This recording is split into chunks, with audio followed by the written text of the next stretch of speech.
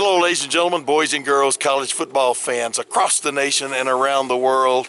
This is Tim May with the Tim May Show, standing here with my good friend Jeff Snook.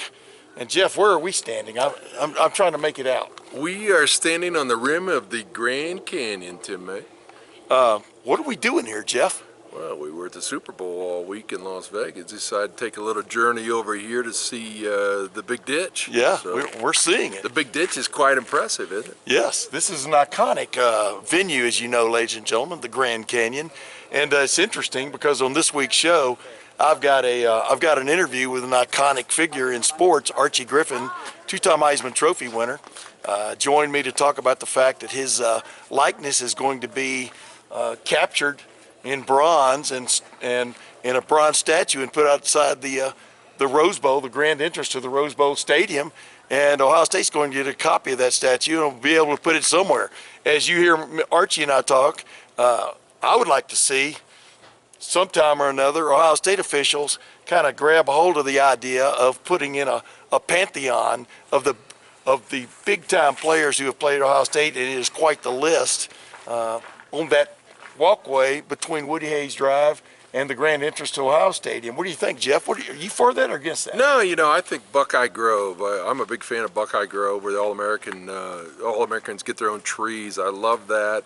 I love the rotunda the way it is, and I think a lot of programs like we saw Oklahoma years ago. Yeah, they built statues for 30-year-old guys that won the Heisman Trophy. I don't think Ohio State really needs to do it, but if you like it, bring it up to Gene Smith and the powers that be, the board of trustees, see how they respond to it. Yeah, well, we'll see what Archie thinks. I think he's thinking a little bit along the same lines I am. Of course, he's the most humble human being you've ever met, and he's talking more of like guys like Chick Harley, Bill Willis, Hopalong Cassidy, all these guys that played at Ohio State that maybe deserve more than just their name on a rim. Their names are on the facade at the closed end of the stadium. Right, so, right. Knowing Archie, how humble he is, I'd be shocked if he was for statues for Heisman winners, but maybe he is. I don't know. Well, yeah.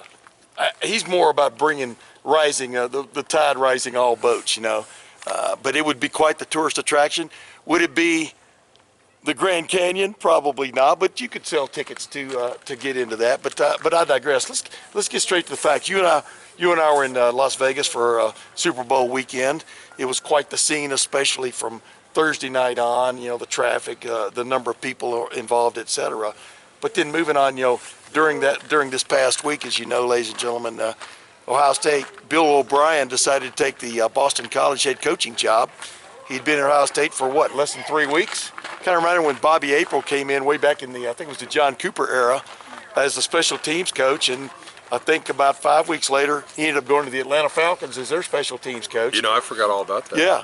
So, it has happened before. Bill Marmee, I think, was a coach that John Cooper hired at one point and moved on before a season ever started. But, Ryan Day has some connections, and as we all know, his offensive coordinator in New Hampshire way back when was a guy named Chip Kelly.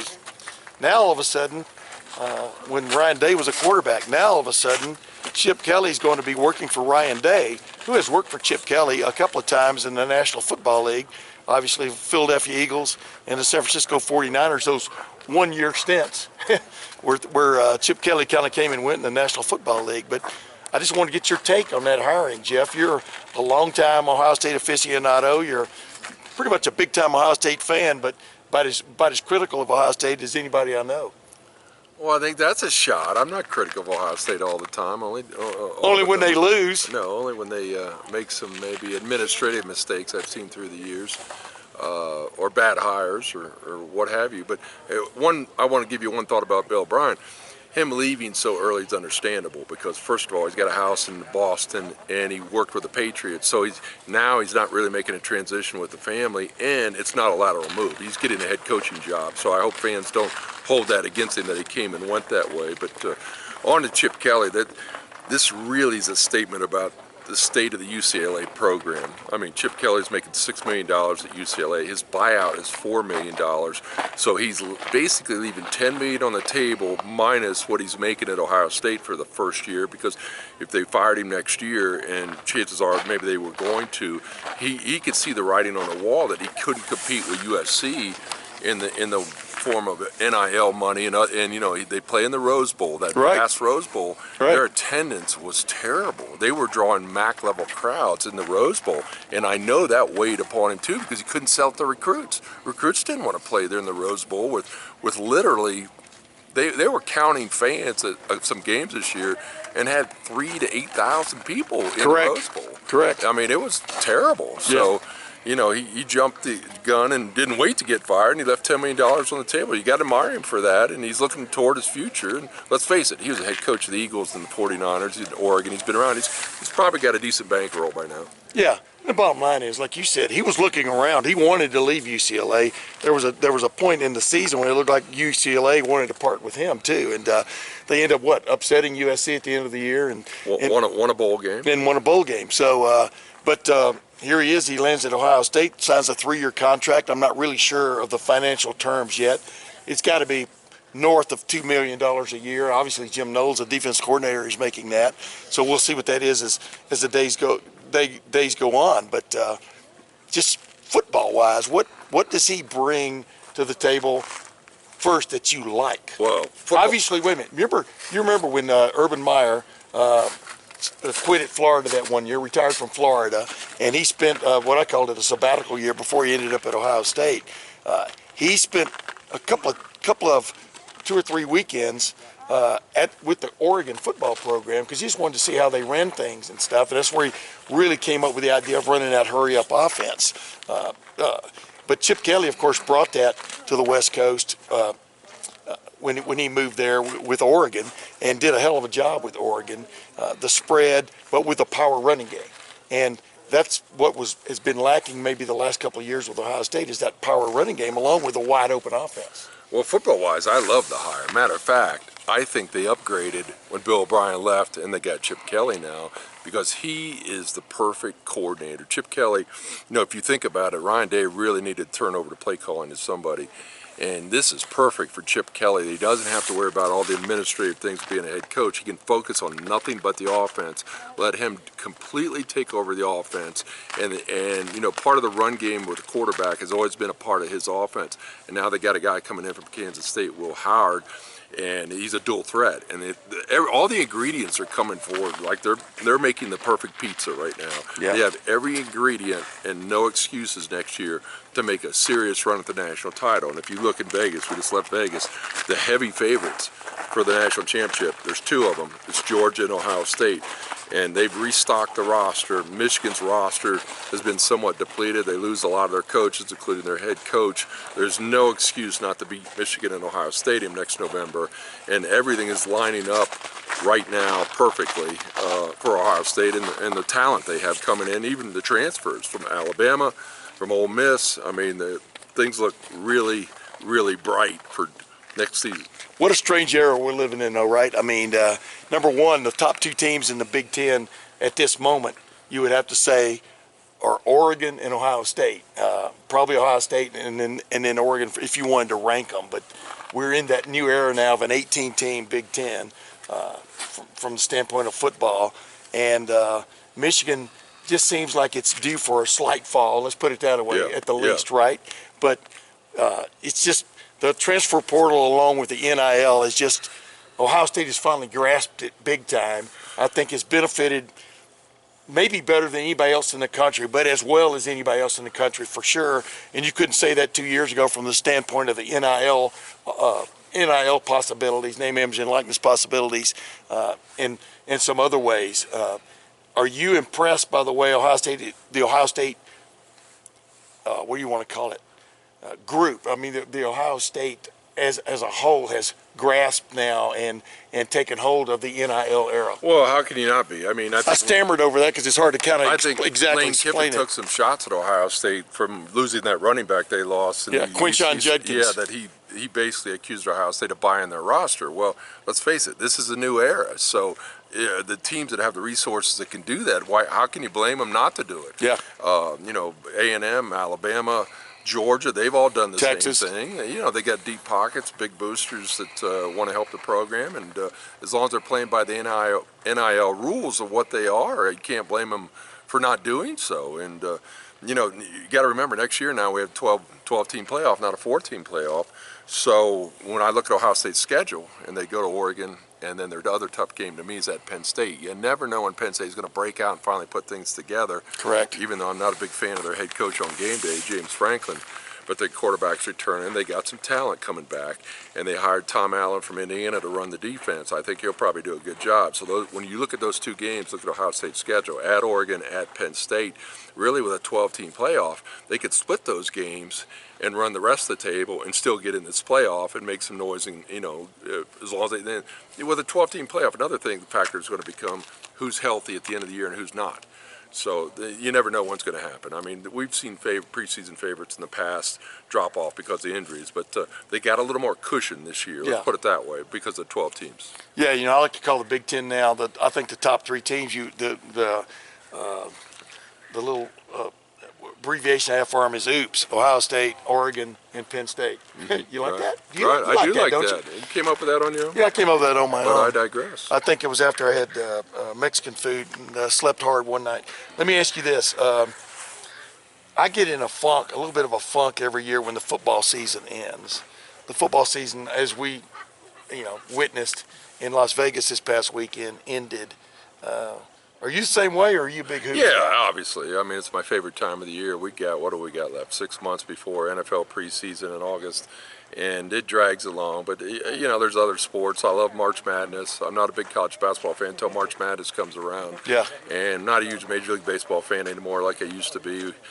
So no, both of us, college football is our game, it's our passion. We both made a living at it for a long time and loved it. We both had college football beats, so we think alike, and we're somewhat old school, but there's no greater game than the game of college football. I call it America's pastime, no matter what Major League Baseball fans think, and I love it. I've always loved it. The tradition, game day, it beats the heck out of the NFL any day of the week as far as I'm concerned. I mean, Saturdays are our days. Sundays are just the day to get some paperwork done and flip channels and watch, and I'm a Browns fan. So the Browns were in the playoffs this year. I was more interested than I have been. Yeah, and by the way, there are still sports going on, ladies and gentlemen, and as you well know, GameTime, the GameTime app, is a sponsor of this program and many others on LettermenRow.com and On3.com. And you download the GameTime app and you make a purchase on there. It's the fastest growing aftermarket ticket site in the country. But you download the GameTime app and you use the promo code Buckeyes, Buckeyes, you'll get $20 off your first purchase. And the great thing, guarantee about GameTime is if you find a ticket basically in the same row, same general section of the stadium or arena for a lesser price, GameTime will refund 110% of the difference. Now, of course, terms apply. Terms always apply, don't they, Jeff? Yeah, you'd have to read the fine print. Yeah. I'm just shocked you had to spell the word Buckeyes. Yeah, well, I just want to make sure people know there's not a shortcut in there or anything. But yeah, GameTime app, GameTime.co, if you're on your mainframe computer, so to speak, that's the place to go. And be sure to use that promo code Buckeyes for $20 off your first purchase. And you know what? One of the hottest tickets in town right now in Columbus, Ohio, is Ohio State women's home basketball games, as opposed to the men's basketball games. I want just one brief comment from you. What should Ohio State do with its men's basketball program at the end of this season? Well, it's time, unless he turns it around and makes a run, it's time for a change. I think everybody can see that. Attendance has dropped off. I watch them play. I do watch them a lot. I watched the women's team play Iowa. What a contrast. The way they move the ball, the way they play defense, their spacing, their passing, everything. The fundamentals are so good. I watch the men's team. I don't see it. I think Gene Smith has a responsibility before he heads out the door in June to pull this trigger and not pass this off to an incoming athletic director. And he gave Chris Holtman a contract extension, made him a rich man with a big buyout. So he shouldn't act like, I hate to do this, because he's taking care of him. He's giving him every opportunity. He's giving him all the resources to succeed. It's not happening, and to do the right thing before he leaves that job in June, he's got to be the one to pull the trigger, not put it off on somebody else, and that's his responsibility. He's got to serve Ohio State first before he serves a good friend. And I know he likes Chris Holtman. He's a good person, good representative, but it's high time that they need a change in that program, and I would think most alumni would agree with me. Yeah, and I respect, you and I have known each other for several decades, and I respect your opinion, not just about your sports knowledge, but the fact of your heart and soul is kind of located at Ohio State University. You put a lot into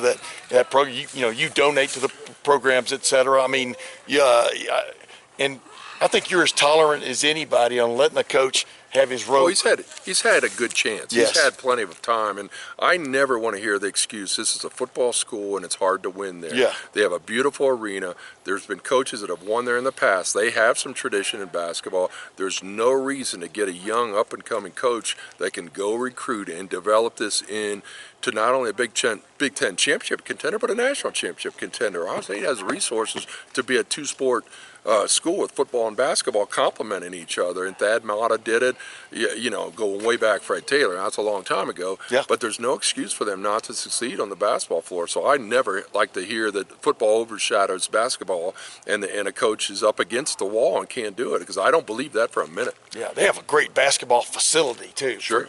Other than the Schottenstein Center, I mean, the actual practice facility They got a great recruiting footprint too. Agreed. Well, ladies and gentlemen, hey, Jeff Snook, thanks for joining me here on the rim of the Grand Canyon. I've never stood here before, but you have. Of course, you've been everywhere 4 or 5 times. But no, not true. But let's get more, like I said, let's get back to another national monument, or he should be posing for one right about now. Let's get to my conversation with Archie Griffin. Wow, it's always a pleasure. I say wow because you and I are both the same age, Archie Griffin. That just shows you how old you could look if you didn't take care of yourself. You see what I'm saying? You see where I'm going there, Archie? I figured you were going to say something about old. Yeah, that'd be me. That's about dude, right. I saw you skirt right in last year in the spring game to score that touchdown. You still got it. I think I even texted you that, didn't I? You sure did, and I wish that was the case. But that was fun. I enjoyed doing that. I certainly didn't expect that. I remember Ryan told me we were going to get the ball down to about the 5-yard line, and then we were going to put you in and let you score a touchdown. Well, shoot, they got that ball. They put me in at the 40-yard line. That was a little too long for me to run. I was going to say, how many muscles did you pull on that run? No, I'm just joking. I'm just joking. That's why you should have played for Ryan Day, because instead of handing the ball to Pete Johnson when you got down there, he would have handed it to you. You see where I'm going with that? Yeah, I see. But you know what, Tim, it was wonderful playing under Woody, because we all had a ball. We were a team, and everybody had their roles that they played, and I just enjoyed that. That's why I enjoyed being on those teams so much.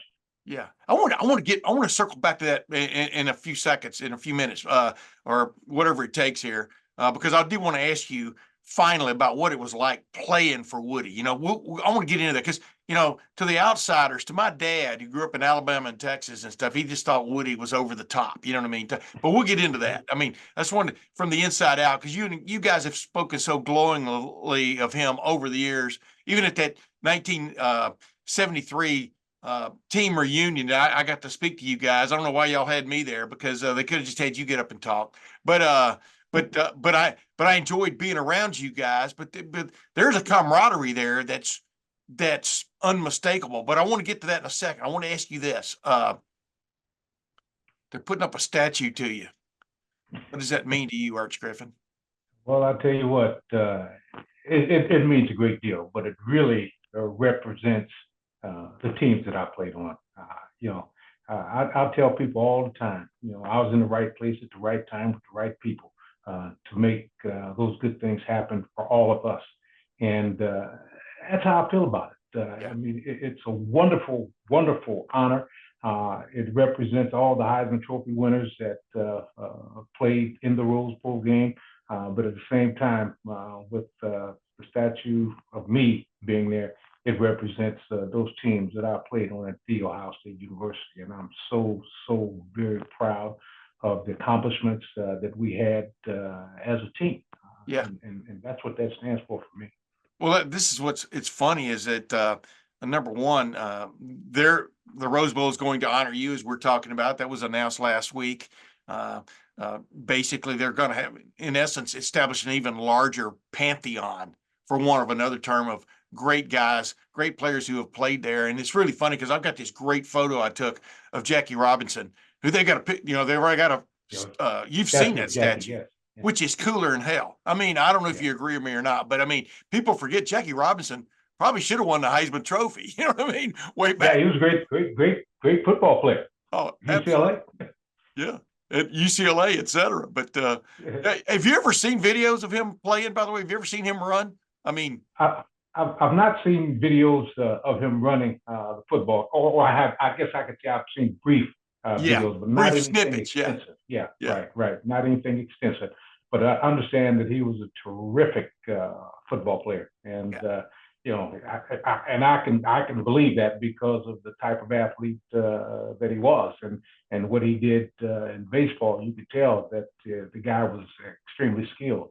Yeah, but I've asked you this before. You don't remember, but what drives running backs? Well, I mean, especially back in your time when you knew you were going to run the ball 25, 30 times a game, maybe minimum. Well, and Jackie Robinson ran like this too. What drives you? And the reason I'm asking this is, that 9 times out of 10, or maybe 19 times out of 20, you're going to get hit and tackled at the end of when you've got the ball in your hands at the end of a run. It is the most, in my opinion, the single most brutal position in sports. I know there'll be some arguments about some others, but there's going to be a hard lick or something, or you're going to deliver it at the end of it, but it's going to be a physical moment every time you touch the ball. What drove you to excel in that regard? Well, mainly the fact that I was part of a team. I had a responsibility on that team. My offensive linemen, quarterbacks, and people at every position did their jobs, and I wanted to make sure that I did my job. I wanted to do what they expected me to do because they were doing what I expected them to do. So we all had to really, really give it our all to be successful. And I just wanted to be one that did not let the team down. I mean, that was my drive. I wanted to be a part of that team. I wanted them to feel that they could count on me when I got the ball, just like I could count on them doing their jobs. I mean, that's what really motivated me to be the best that I could be on every play. When you grew up in the little Eastmore neighborhood, over there, East Columbus, and you're running the ball and you're 7, 8, 9, 10 years old, did you ever think, as Forrest Gump said, did you ever think it would take you anywhere? You know what, Tim? I really didn't, because I was 8, 9, 10, 9 years old when I started playing organized football. I played guard. Yeah, that's right. That was the position that I played. But when we would play on the playground at Blackburn Playground, I was always running the ball when we played the game. Throw up the football, whoever catches it is the guy that everybody tries to tackle. And I loved getting the ball. I mean, I loved getting the ball when we throw up that ball. And I loved seeing how long that I could stay up before anybody would bring me down. Yeah. So, that made me think that I could run the ball. But at that time, my hero was Jim Brown. I mean, he was the guy that I wanted to be like. I mean, I can remember when we played playground ball, putting on pants and putting cardboard pads in my pants and putting on a jersey, putting that number 32 on my jersey, just to act like I was Jim Brown. I mean, he was the guy that I idolized, and he was the guy that I wanted to run like when I started playing in the backfield, because the first backfield position that I played in Little League ball was fullback. And even when I got to high school, fullback was the position that I played. And I wanted to play it like Jim Brown. Yeah, you would not be denied. I mean, I think most running backs, the great ones I've gotten to speak to and cover and see live play, and I've seen, I grew up in the 60s and 70s just like you did, man. And, I watched Earl Campbell played against my high school, you know what I mean? And back down in Texas, and Billy Sims played up in Northeast. The point is, you guys were all driven for some reason to score, to carry the ball and score a touchdown, knowing there was a price to pay, but you wanted to help pay that price. But what I'm getting to here about you is, you're not the tallest guy in the world, Arch. I don't know if anybody's ever told you that. Has anybody ever told you that? Yeah. A few people have told me that, and they've exaggerated my height even. Yeah, some exactly. people say I'm 5'9", and some say I'm 5'8", and I could probably go around 5'7.5", so to be sure. Well, here's what I wanted to ask you: Did you ever feel like that was a factor at all? I mean, because I mean, you know what I mean. Did you ever feel like size was a factor at all? Because you've got that famous line: "It's not the size of the dog in the fight; it's the size of the fight in the dog." Is it? You use heart in there sometimes too, maybe. But you understand what I'm saying. Yeah. It No, I never looked at it as a factor. The thing yeah, I've always realized is that they open up the holes horizontally. They don't open them up vertically. yeah, Why do you have to be tall to run through the hole? I mean, you just needed to be quick enough to get through the hole. It didn't matter how tall you were. It was how quick you were, and how, when you got to that hole, what you were going to do if somebody was in that hole. yeah, And I always felt that I could use my size as a leverage. Being short, being kind of stocky, I felt that I could use that to my advantage. yeah. I didn't really shy away from anybody when I ran the football. I mean, I really didn't. Exactly. Do you regret that now? No, I'm just joking. You know what I'm talking about. Sometimes when I wake up in the morning and that back is hurting, yeah, sometimes I do. But you know what? I wouldn't trade it for anything. I was going to say, I want to get to this because I've never asked you this.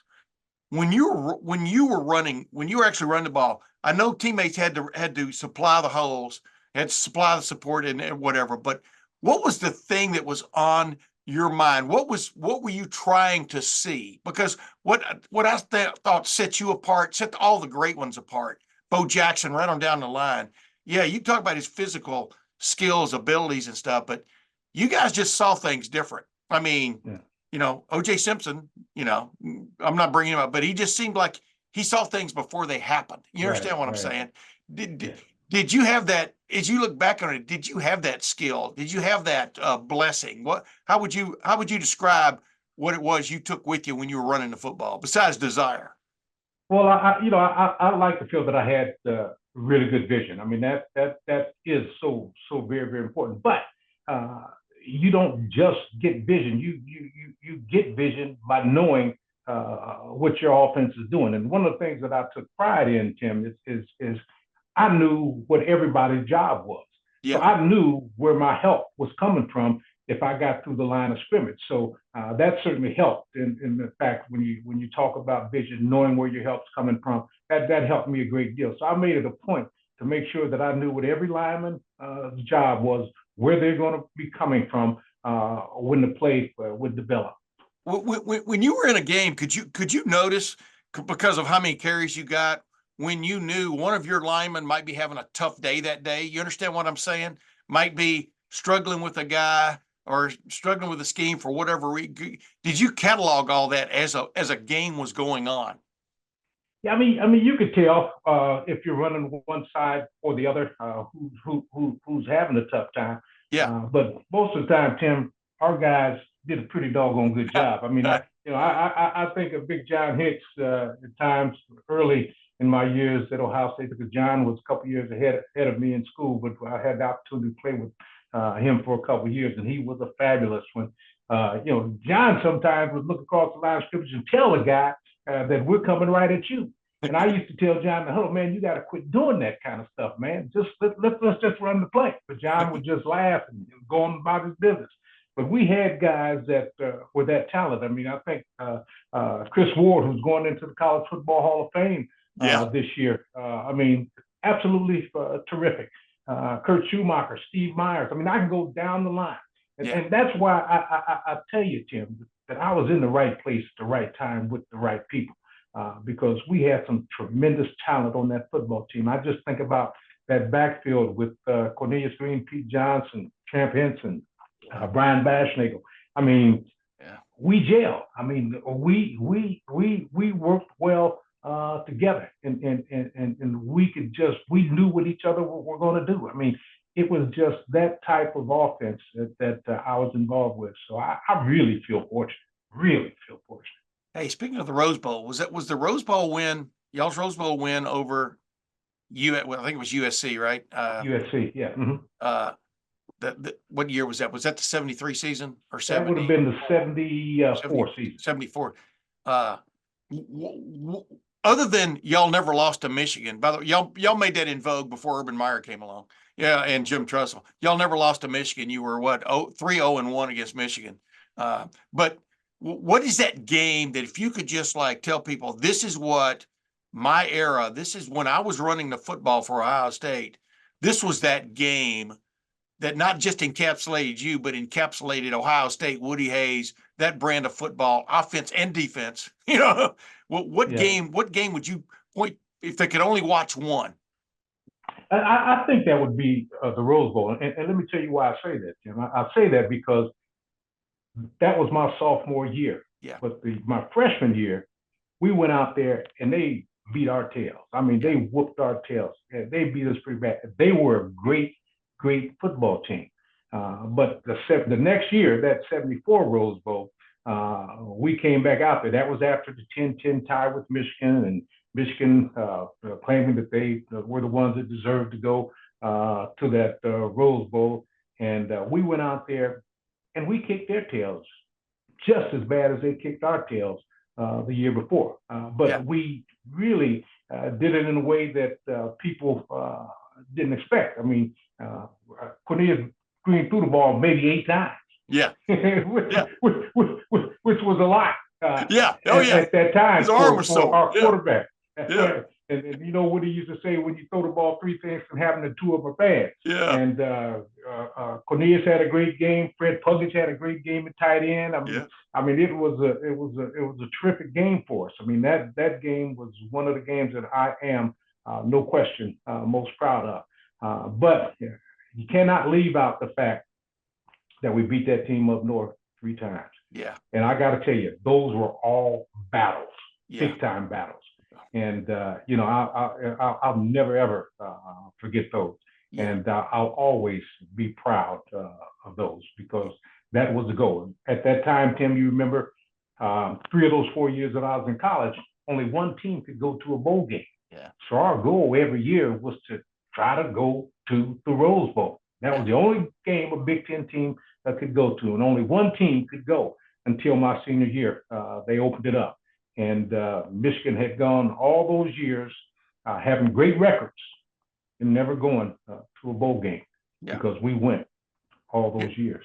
You know what's funny is before you showed up too, you couldn't go back to back in the Big Ten. Remember, 68 and 69, right. They weren't allowed to go back to back, even though they had great team, you know. But then they got beat by Michigan in 69. Ohio State did. I didn't mean to bring that up, but you were a little kid then, still the roost at Eastmore, in the Eastmore neighborhood. But yeah, I mean, y'all helped open the doors in a lot of ways. I mean, y'all went back to back to back to back, which is crazy when you think about it, even in these modern times when you could do that if you put it all together. But I want to get to that 73 team real quick, because I got to talk to y'all's reunion.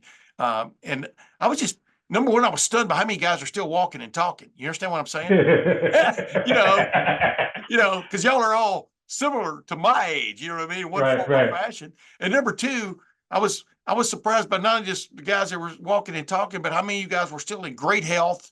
Y'all acted like y'all just came off the practice field that night. It was like y'all were all still big buddies and stuff. What is it maybe about that team? I don't know if that was your favorite team or not, but it just seemed like there was a camaraderie there that you could almost walk on. You know, I mean, what was it about that team, you think? You hit the nail on the head, Tim. Camaraderie. I mean, that team had great camaraderie. Great players on that team. Randy Gradishar. I mean, that year we had 3 guys finish in the top 6 for the Heisman. Yeah, I know. Which it's kind of incredible when you think about it. John Hicks finished in second, and I was fifth, and Grandy was sixth. I mean, that was, incredible. But our defense, to me, was absolutely unbelievable. I don't know if I'm right in saying this, but I think they gave up for the whole season maybe 72 points, something like that. It was stupid. I gotta look it up. Yeah. It was stupid. It was less than 10 points a game. Yeah. Right. It was less than 6 points a game. Yeah, 6 points a game. Excuse me. Yeah. It was just absolutely incredible. And our offense, we really put up some great numbers. But the closeness of the guys, I mean, we look forward to getting together every year. I mean, all our teams, every 5 years, we'll get together. So usually if you go on a 5-year period, I'll miss 1 year of that. But then we're getting back together. Yeah. It's something that we look forward to doing. And those guys, very, very close. And we played together, had a lot of fun together, just had a lot of great things going on together. And we continue to be close. I love those guys. I love that 73 team. I'd go back and forth about, which was our very, very best team. That 73 team, I'm going to tell you, it's hard to compare with that team. I mean, that team was fantastic in my opinion. That 10-10 tie kept us from winning the national championship that year, which was really incredible. I still think we should have won it, but yeah. Well, I was going to bring you to modern day, Arch. Y'all would have been the number 1 seed, maybe the number 2 seed in a college football playoff ranking kind of thing. You understand what I'm saying? Right. Y'all would have made the playoffs. Y'all would have had a shot at it on the field. It's hard to believe that, because Michigan had that fabulous fourth quarter that really got them back in that game. And, but the bottom line is that was, I remember watching that team all through the season, when I was living down in Texas. We'd get the highlights and stuff. They didn't just invent that 3 years ago. I mean, it was just, y'all were such a formidable group. It was crazy.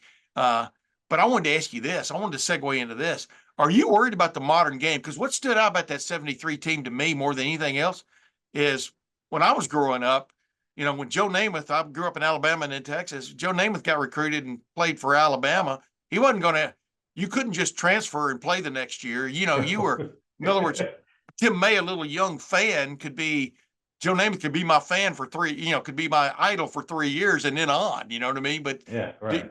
Do you worry about this modern game with guys coming and going, the revolving door at places? What's your take on what's going on here? Not just with name, image, and likeness, because, man, all you guys would have made a fortune in 73, name, image, and likeness. Can you imagine?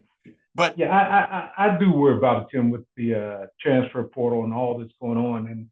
And really, I'm thinking it's wearing our coaches down big time, because you got to recruit guys every year. You got to recruit your own team year after year after year. And that's got to be wearing these coaches down a bit.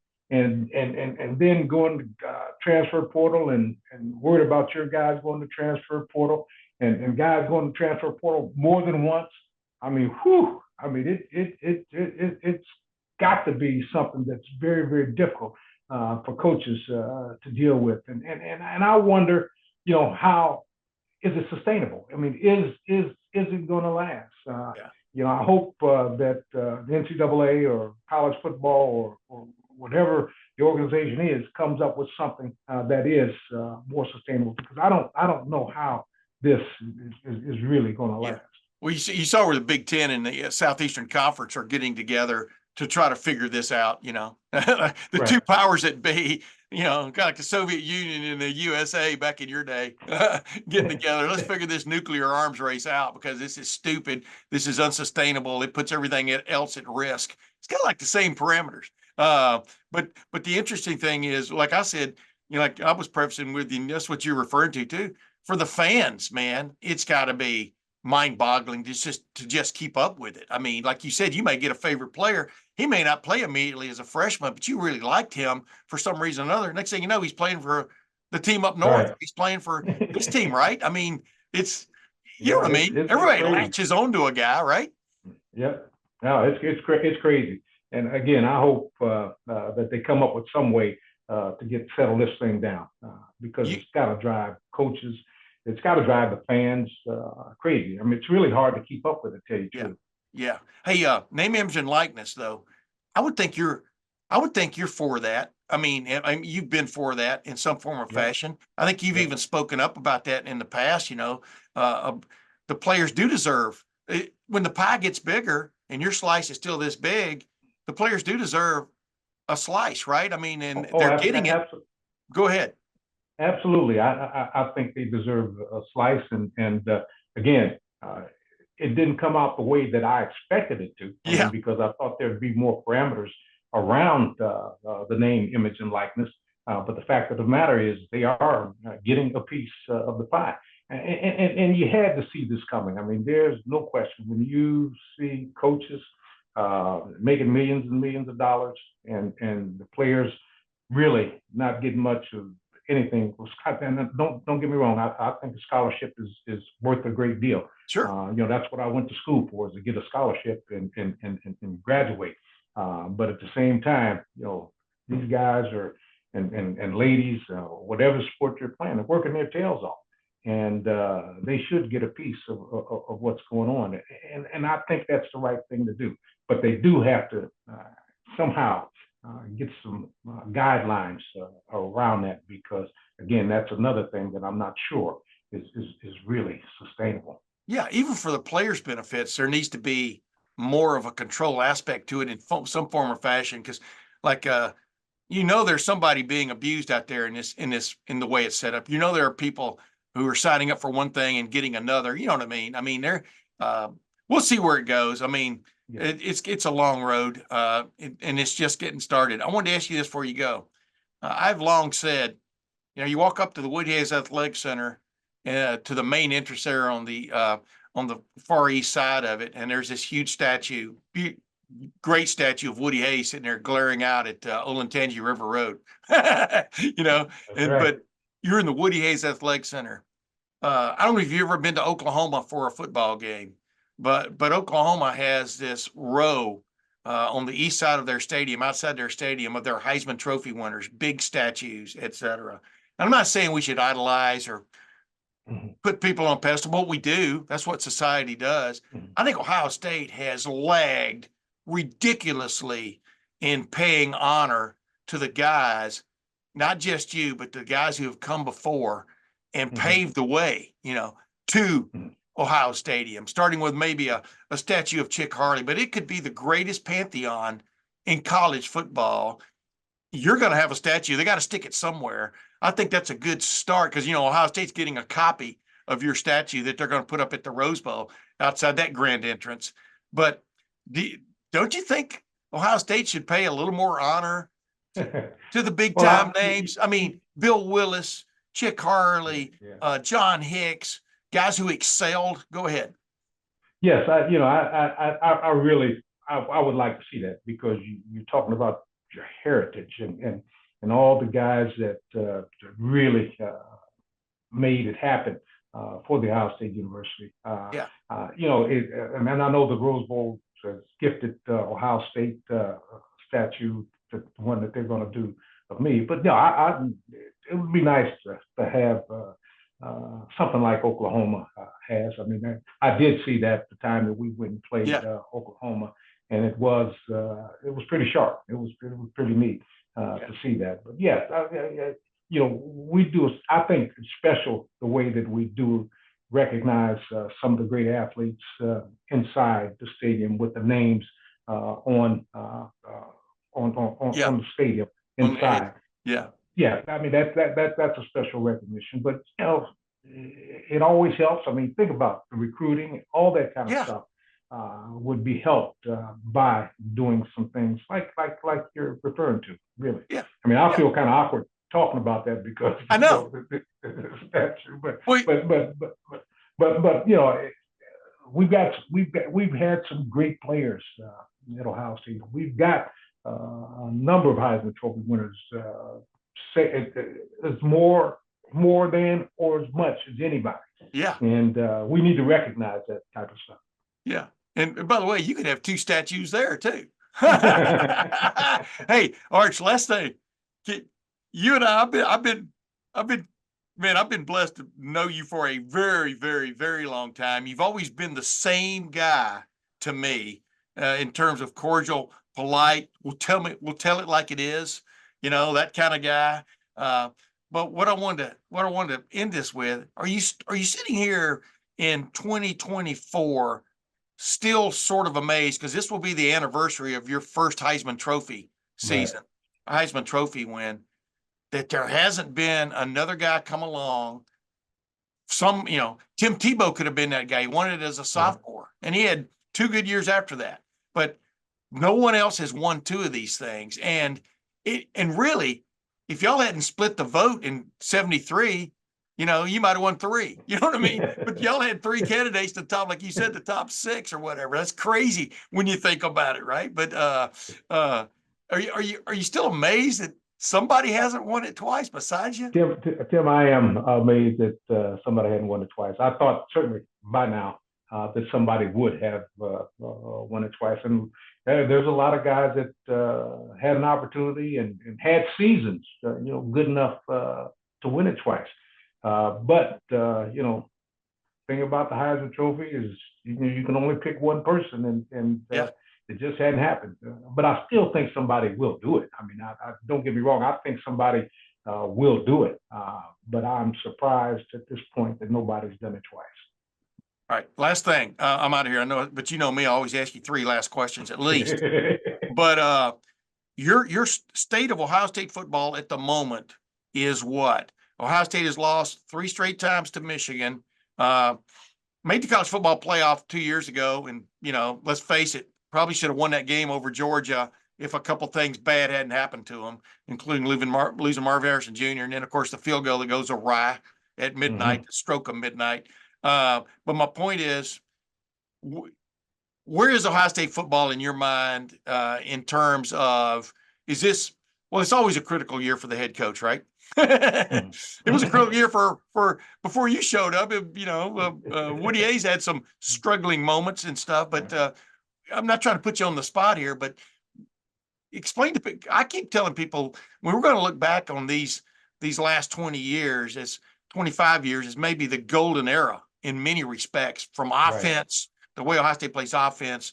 It is in the running for a national championship every year, et cetera. Yep. In your mind, where is it? I think it's still at the top of the game. I mean, we are in the running for a national championship every year.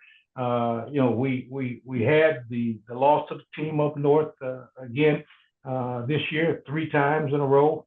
That's certainly not something that sits well with people. But the fact of the matter is, if you look at the big picture, we're playing great football.